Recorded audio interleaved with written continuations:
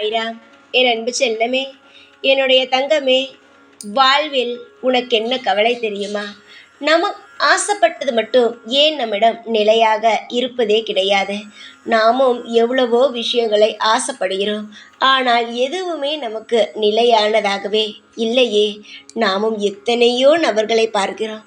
அவர்களுடைய வாழ்க்கையிலெல்லாம் இன்று எப்படி பார்த்தால் என்ன விஷயம் அவர்களிடம் இருக்கிறதோ அது அப்படியே கொஞ்ச நாள் கழிச்சு பார்த்தால் பெருகி கொண்டுதான் இருக்கிறதே தவிர, ஆனால் நம் வாழ்வில் மட்டும் எதுவுமே பெருக்கமே இல்லாமல் இருப்பதும் நம் வாழ்வில் அழிந்து கொண்டே இருக்கிறதே என்று உன்னுடைய மனதில் அவ்வளவு கவலை. என்னுடைய தங்கமான பிள்ளையே, கவலைப்படாதே அம்மா. உன்னுடைய வாழ்க்கையில் எது தர வேண்டும், எது தரக்கூடாது, எதை எடுக்க வேண்டும், எதை உன்னிடமே வைத்திருக்க வேண்டும், எல்லாமே எனக்கு நல்லபடியாக தெரியும்.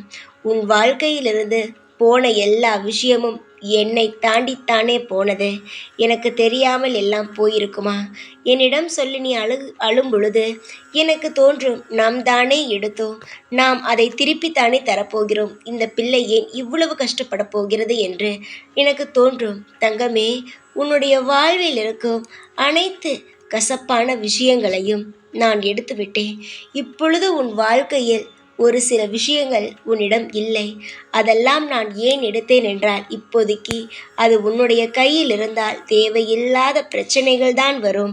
தேவையில்லாமல் தான் உன் வாழ்வில் ஏதாவது தொந்தரவு கொடுத்து கொண்டே இருக்கும், சிந்தனையை மாற்றிக்கொண்டே இருக்கும் என்பதற்காக உன் வாழ்வில் இருக்கும் சில விஷயங்களை எடுத்தேன். சூட்சுமமான விஷயங்களை எல்லாம் உன்னிடம் சொல்லிக்கொண்டு உன்னிடம் இதை எடுக்கப் போகிறேன் என்பதெல்லாம் சொல்ல முடியாது. அதனால் நான் இப்பொழுது சொல்கிறேன், உன்னுடைய வாழ்க்கையில் எது உன்னிடம் இல்லையோ, எது உன்னை விட்டு பறிபோனதோ அதையெல்லாம் உன் வாழ்வில் நீயே நினைக்காத வகையில் உனக்கு திரும்ப நான் கிடைக்கச் செய்வேன். உன்னை விட்டு போனதெல்லாம் 1% என்று வைத்துக்கொள். அதைவிட பல சதவீதமாக பல விஷயங்கள், பல நல்ல காரியங்களை நான் உன் வாழ்வில் உனக்கு தேடி உன் கையில் ஒப்படைப்பேன். ஏற்கனவே உன் வாழ்வில் நீ நிறைய இழந்து விட்டாய். இதற்கு மேல் இழக்க உன்னுடைய வாழ்விலோ ஒன்றுமே கிடையாது.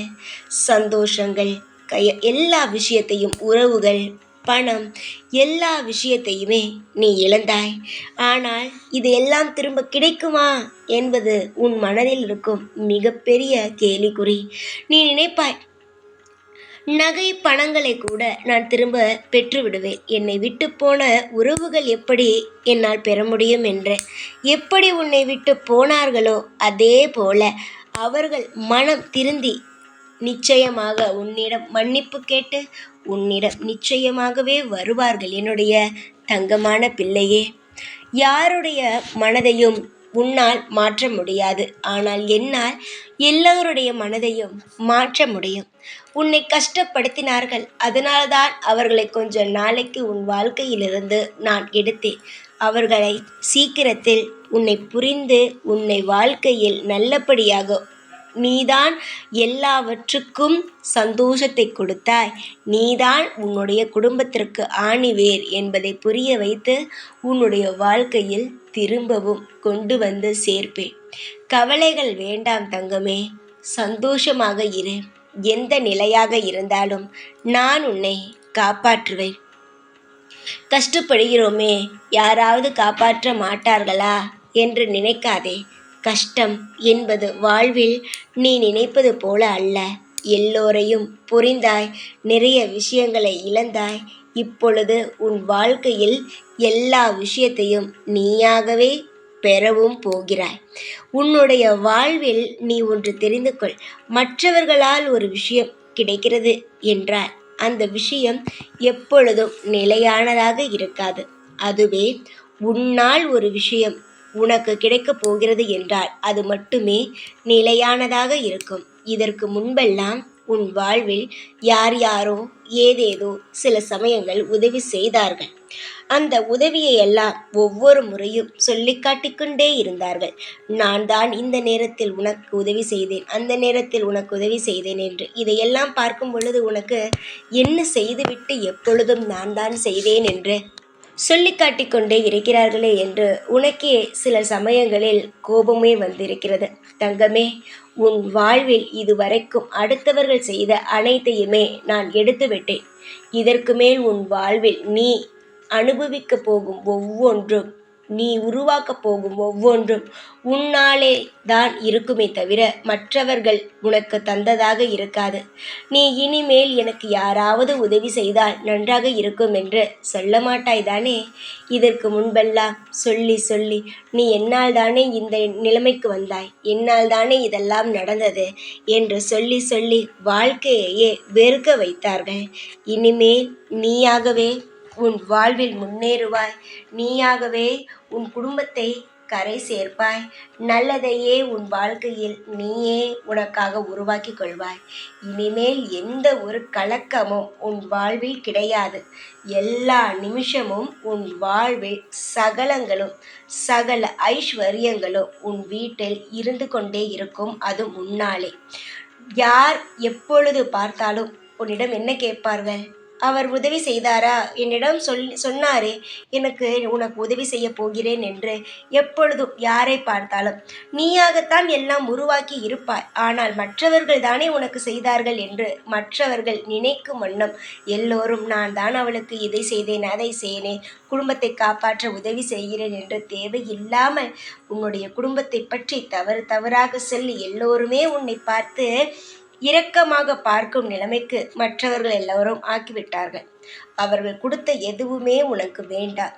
நிச்சயமாக இனிமேல் உன் வாழ்வில் நீ சீரும் சிறப்புமாக நீயே உழைத்து நீயே எல்லா விஷயத்தையும் பெரும் நேரத்தை நான் உருவாக்கப் போகிறேன்.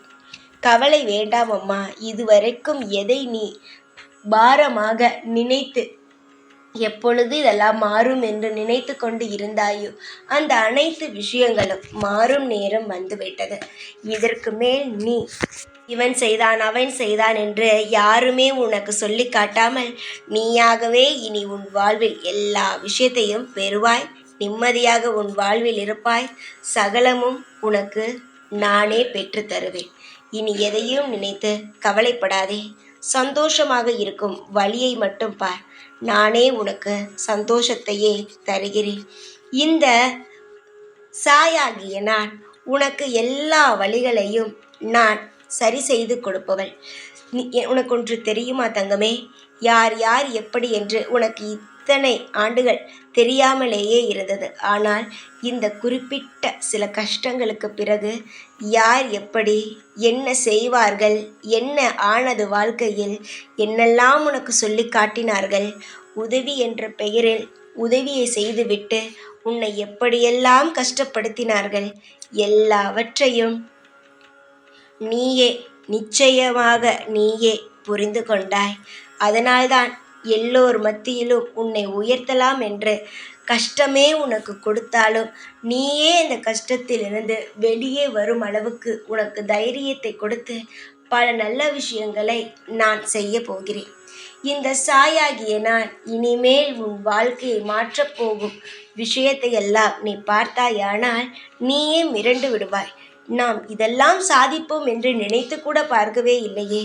ஆனால் நிறைய விஷயங்களை நாம் சாதித்து விட்டோமே என்று நீயே எதிர்காலத்தில் நினைத்து உன்னை நீயே நினைத்து பெருமைப்படும் அளவுக்கு உன் வாழ்வில் எல்லா நல்ல விஷயங்களையும் நீயாகவே செய்து சந்தோஷப்பட்டு உன் வாழ்க்கையில் நீ இழந்த அனைத்தையுமே திரும்ப பெறப்போகிறாய்.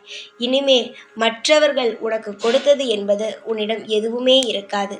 எல்லாவற்றையும் இழந்து விட்டாய். இதற்கு மேல் நீயாக உழைத்துதான் அனைத்தையும் உன் வாழ்க்கையில் பெறப்போகிறாய். இதற்கு மேல் யாருமே உன்னிடம் நான் தான் உனக்கு இதை செய்தேன் அது செய்தேன் என்று ஒரு பொழுதும் சொல்லவும் மாட்டார்கள். சொல்ல நானும் விடவும் மாட்டேன். இனி நீயே உருவாக்கு. உன்னுடைய காட்டுக்கு நீயே ராஜாவாக மாறு. நீயே எல்லா விஷயத்தையும் செய். நானே உனக்கு துணையாக இருப்பேன். இனிமே உன் வாழ்க்கையில் இழக்கப் போவதற்கு எதுவுமே இல்லை. இனிமேல் பெறப்போவதற்குத்தான் உன் வாழ்க்கையில் எல்லாம் இருக்கிறது. என்னிடமிருந்து எல்லா விஷயத்தையும் பெற்றுக்கொள். சந்தோஷத்தை என்னிடமிருந்து தாராளமாக அள்ளிக்கொள். உன்னுடைய வாழ்வில் நானே நிரந்தரமாகவும் எப்பொழுதும் சகல சௌபாக்கியங்களை தரும் ஐஸ்வர்ய தெய்வமாகவும் இந்த சாயே எப்பொழுதும் இருப்பேன். சந்தோஷமாக இரு. எல்லா நாளும் நான் உனக்கான நாளாக அமைத்து தருகிறேன். ஓம் சாய்ராம்.